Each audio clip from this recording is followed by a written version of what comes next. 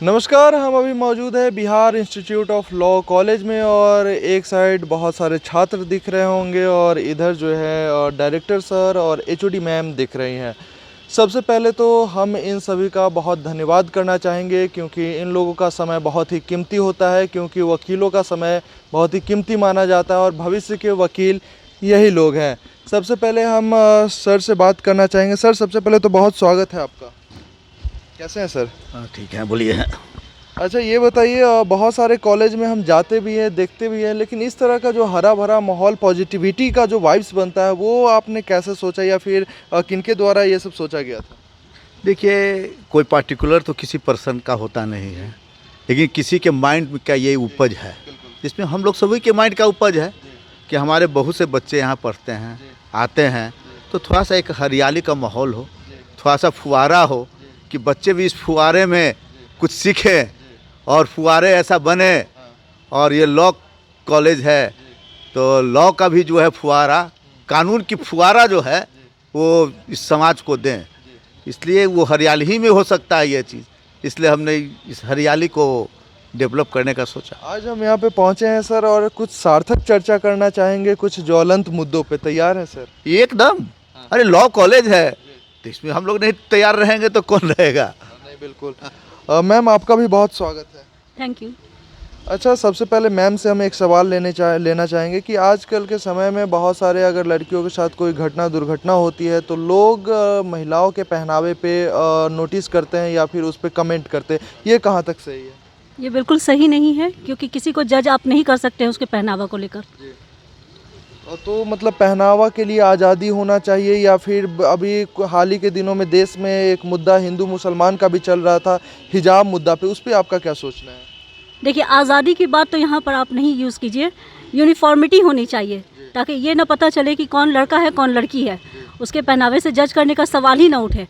क्या पहन रहे हैं ये आपको बनाना ही नहीं चाहिए आधार।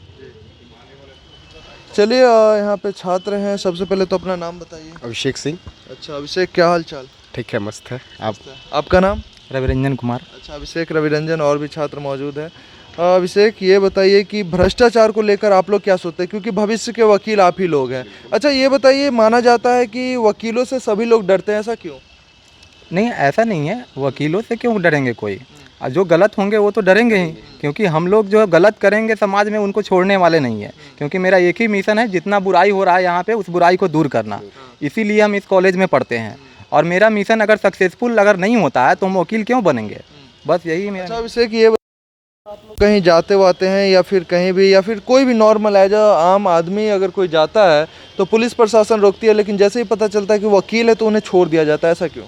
छोड़ा नहीं जाता, वो जानते हैं कि ये लॉ जान रहा है, क्या रूल है क्या रेगुलेशन, सब उनको पता है कि इनको पता है, इसलिए पंगा नहीं लेते हैं। अच्छा, इसीलिए पंगा नहीं लेते हैं। और अच्छा, वही आम आदमी को परेशान करते हैं। अच्छा ये बताइए, आपका नाम क्या है? तमीमुल हुदा। तमीमुल हुदा। अच्छा, आपका? नायरा शेख। आपका? अमित कुमार महाराज।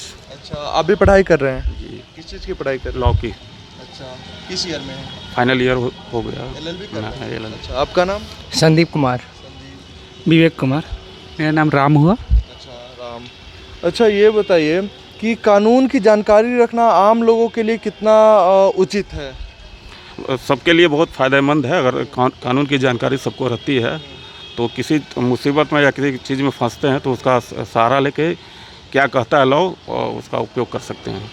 अच्छा, आपने लॉ की पढ़ाई करना ही क्यों चुना? क्योंकि बहुत सारे सब्जेक्ट हैं, या फिर बोला जाता है कि लॉ पढ़ाई करना जिसके पास कोई ऑप्शन नहीं मिलता है या फिर कहीं भी रास्ता नहीं दिखाई पड़ता तब लॉ करते हैं, ऐसा माना जाता है। ग्रामीण समाज में ऐसा अभी सोच बना हुआ है। आपने क्यों चुना लॉ की पढ़ाई करना? देखिए श्रीमान, आपका कहना ये बिल्कुल गलत है। ऐसा मेरा नहीं कहना है, मैंने पहले ही कहा कि ग्रामीण सोच, ग्रामीण परिवेश की सोच है।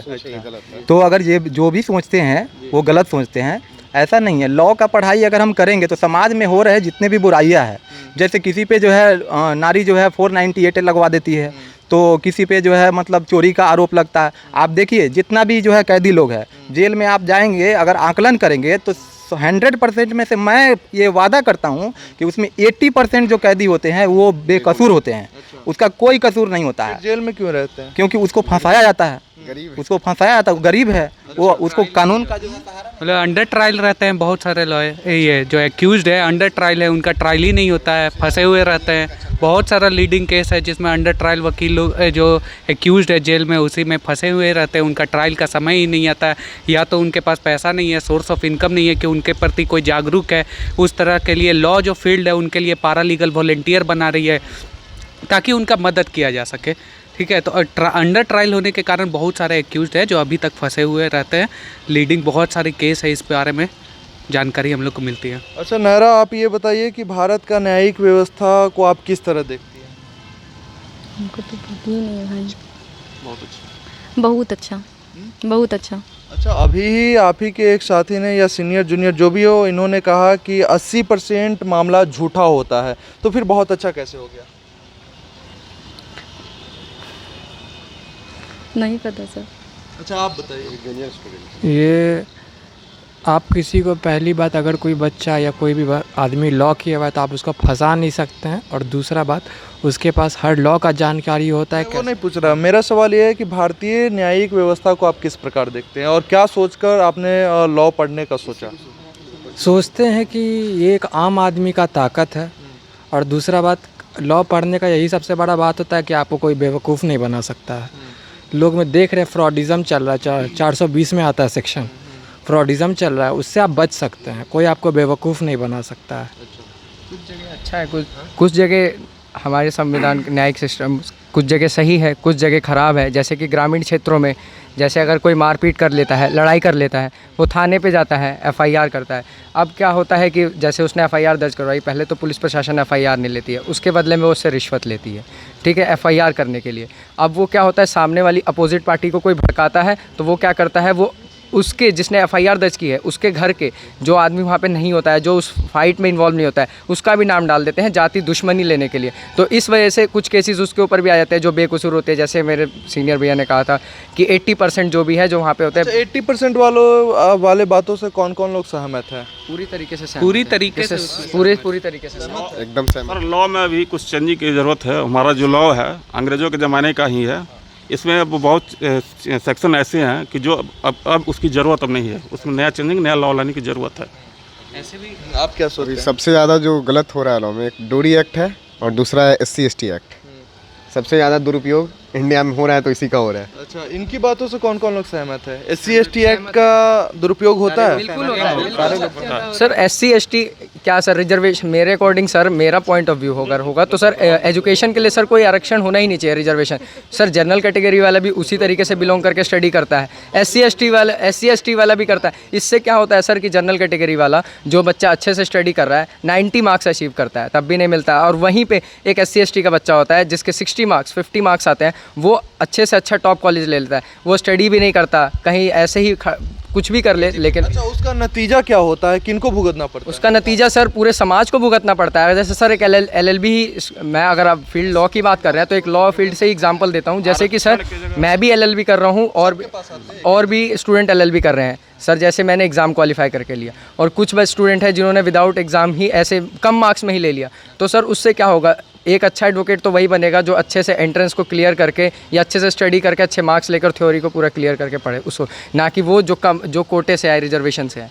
अच्छा, बकरी चोरी के बारे में क्या कह रहे थे? नहीं बोल रहे थे, आजकल बकरी चोरी होता है उस पर भी SC/ST एक्ट लगा देता है जाके सीधा। उस पे नहीं, मैं बता दूं SC/ST एक्ट वहाँ पे भले मिसयूज हो रहा होगा, लेकिन जहाँ जाति सूचक शब्द का प्रयोग किया जाए वहाँ पे होना चाहिए। लेकिन आजकल कोई भी मामला होता है तो वहाँ पे लगा दिया जाता है। अच्छा, हम सर के पास चलेंगे। सर, बच्चों ने दो बात कहे हैं कि एक तो 80% जो लोग जेल में रहते हैं वो निर्दोष रहते हैं, इस पे आपका क्या कहना है? देखिए, निर्दोष है या नहीं है वहाँ बात नहीं है, जब तक हमारा ट्रायल कंप्लीट नहीं हो जाता है, किसी भी कोर्ट की ओपिनियन नहीं आ जाती है किसी भी कैदी के बारे में, हम उसको निर्दोष या दोषी नहीं मान सकते। पहला चीज़ है, भारत के कानून के अनुसार अगर किसी पर चार्जशीट हो जाता है, चार्जशीट जो पुलिस करती है, पुलिस चार्जशीट करती है इन्वेस्टिगेशन के दौरान, इन्वेस्टिगेशन करने के बाद जो इसका चार्जशीट हो जाता है, जिसका नाम रहता है, एफआईआर जब होती है तो बहुत से ऐसे हैं कि जो आफ्टर इन्वेस्टिगेशन एफआईआर से उनका नाम कट जाता है, वही कट जाती है क्योंकि इन्वेस्टिगेशन में उनको नहीं सही पाया गया। लेकिन इन्वेस्टिगेशन में जो पाया गया कि दोषी हैं तो उसको जो है उस पर चार्जशीट होती है, उस पर चार्जशीट होती है। तो वो जब चार्जशीट हो गया तो इट मीन्स कि प्राइमा फेसी वो दोषी है, और जब चार्जशीट हो जाता है तब वो जेल जाता है, तब मतलब जाना ही है उसको जेल। अच्छा, आपको ऐसा नहीं लगता कि कुछ निर्दोष लोग भी फंस जाते हैं? हम आ रहे हैं, अभी आपको बता रहे हैं हम डिटेल्स में। जब वो चार्जशीट हो जाता है वो जेल में चले जाते हैं। उसी चार्जशीट पर सेकेंड आता है स्टेज बेल का, तो कोर्ट बेल देता है चार्जशीट देखकर, जिसको हम लोग डायरी कहते हैं। डायरी पढ़ती है कोर्ट, उसके बाद उस पर देखता है। अगर प्राइमा फेसी उस पर कोई एलिगेशन नहीं बनता है तो उसको बेल मिल जाती है। अगर थोड़ा सा भी शक होता है कि नहीं ये एक गिल्टी है, इसका इन्वॉल्वमेंट है, बेल उसको कोर्ट नहीं देगी। थर्ड स्टेज आता है मेरा ट्रायल का, जो कि एक तरह से समझिए कि फाइनल स्टेज नहीं है, लेकिन एक मिडिल स्टेज में जाकर वो फाइनल स्टेज हो जाती है कि वो ट्रायल फेस करना पड़ता है। तो इन बिटवीन चार्जशीट जेल जाने से लेकर ट्रायल के बीच में अगर जो भी है उसको दोषी हो या निर्दोष हो, यहाँ पर मतलब नहीं है, उसको एक तरह से दोषी के रूप में माना जाता है। थर्ड स्टेज जब आता है ट्रायल का, ट्रायल में क्लियर हो जाता है कि कौन दोषी है कौन निर्दोष है। तो जो दोषी होता है उसको सज़ा होता है, जो निर्दोष होता है उसको एक्विटल होता है, वो जेल से निकल जाते हैं, उनको सज़ा ख़त्म हो जाती है। ये थर्ड स्टेज की है। उसके बाद तो फिर अपील हाई कोर्ट है, सुप्रीम कोर्ट है। दोनों पार्टी जो हारता है वो जाता है, जो जिसको सज़ा हो जाता है वो जाता है, जिसको सज़ा नहीं होता है गवर्नमेंट जाती है उसमें, क्योंकि उसमें इंडिविजुअल कोई पार्टी होता नहीं है, पार्टी गवर्नमेंट होती है। तो गवर्नमेंट जाती है भाई किसका सज़ा गलत हुआ है। लेकिन ये कहना कि जितने भी कैदी हैं वो दोषी है या निर्दोष है, ना हम दोषी कह सकते हैं उसको और ना निर्दोष हम कह सकते हैं। ठीक है, कैदी की जब तक कि ट्रायल कंप्लीट न हो जाए। ठीक है, कैदी की बात हम छोड़ देते हैं। हम बात करते हैं कि आपको लगता है क्या निर्दोष लोगों को भी कभी कभी सज़ा हो जाती है? या हो जाती है, निर्दोष लोगों को सज़ा होती है, उस वो भी है। किस केस में होती है, कैसे? देखिए किस केस की बात नहीं है, सज़ा भी जो भी होता है मतलब कि सेंटेंस एंड एक्विटल जो भी होता है on the basis of evidence and investigation. Court के सामने क्या एविडेंस आ रहा है, किसके फेवर में क्या आ रहा है। एविडेंस दो तरह की होती है, एक ओरल एविडेंस हुआ, एक डॉक्यूमेंट्री एविडेंस होता है ना। तो ओरल एविडेंस क्या आता है, तो ओरल एविडेंस गवाही होती है। जो गवाही होता है उसको लोग क्रॉस करते हैं, क्रॉस करके वो निकालते हैं, जज साहब उसका इंटरप्रिटेशन करते हैं कि कहाँ तक सही है। तो उसमें कुछ ऐसा होता है इन्वॉल्वमेंट लोगों का कि किसी के प्रति वाइसनेस रहता है, चाहे कुछ रहता है, तो वो लोग उस तरह का एविडेंस देते हैं। जज साहब को लगता है कि नहीं भाई ये दोषी है, तो वहाँ निर्दोष भी दोषी हो जाता है, वहाँ ये स्टेज आती है। अच्छा, एक और सवाल है। बच्चों ने कहा कि SC/ST एक्ट का भी दुरुपयोग बहुत ही तेज़ी से हो रहा है, इस पे आपका क्या? ये एक सही है, सही है। अभी रिसेंट में सुप्रीम कोर्ट का एक जजमेंट भी आया था या हाई कोर्ट का जजमेंट भी आया था कि SC/ST एक्ट को जो है उसको मिसयूज किया जा रहा है और उसको दूसरे तरह से इंटरप्रेट किया जाए। आया था ये चीज़, और उसका मिसयूज है और आज भी है। लेकिन फिर देखिए गवर्नमेंट के हाथ में है, गवर्नमेंट उसको फिर एज इट इज़ ले ली।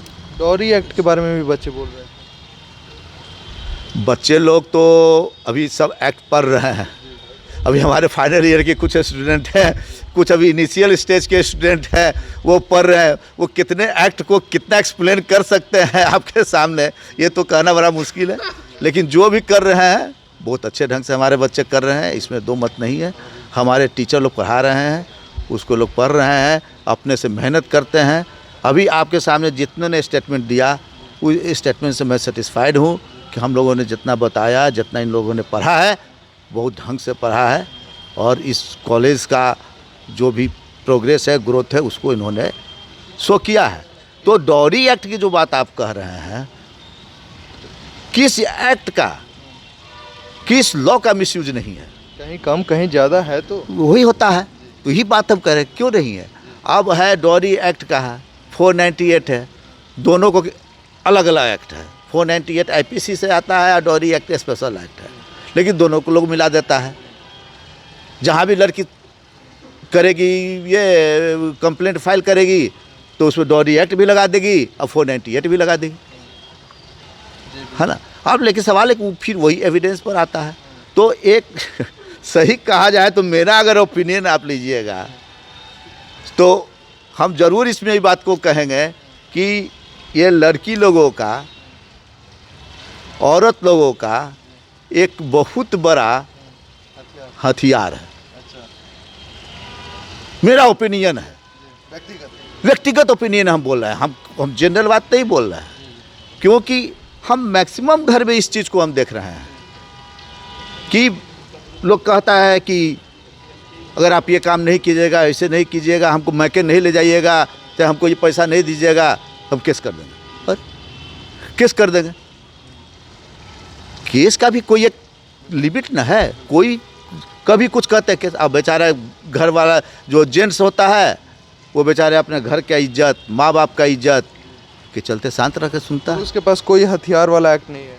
कहाँ हथियार वाला एक्ट है? हाँ, हथियार वाला एक्ट अभी नहीं आया है, लेकिन इस पर भी सुप्रीम कोर्ट और ऑनरेबल हाई कोर्ट ने कुछ विचार किया है। आज से 10 साल 15 साल पहले 498A डॉरी एक्ट में जिनका भी लोग नाम दे देता था, मतलब वो लोग नाम देते थे कि अगर उसके भाई बहन अमेरिका में हैं तो वो भी एक्यूज हैं, समझ रहे हैं, वो भी एक्यूज है, सबका नाम दे देते थे और किसी को बेल नहीं होती थी। लेकिन अब सुप्रीम कोर्ट और हाई कोर्ट जो है ऑनरेबल हाई कोर्ट, उसको थोड़ा सा चेंज किया है, इस एस्पेक्ट को थोड़ा सा लिबरल हुआ है, ये कहते हुए कि नहीं, हम सभी को हम बेल दे देंगे, लेकिन जो हॉस्बैंड है उसको हम बेल नहीं देंगे। इसलिए नहीं देंगे बेल कि हॉस्बैंड जो है उसका इमीडिएट बॉस है, इमीडिएट देखभाल करने वाला है। तो ये कांड क्यों हुआ, इसलिए हॉस्बैंड को वहाँ रख देता है।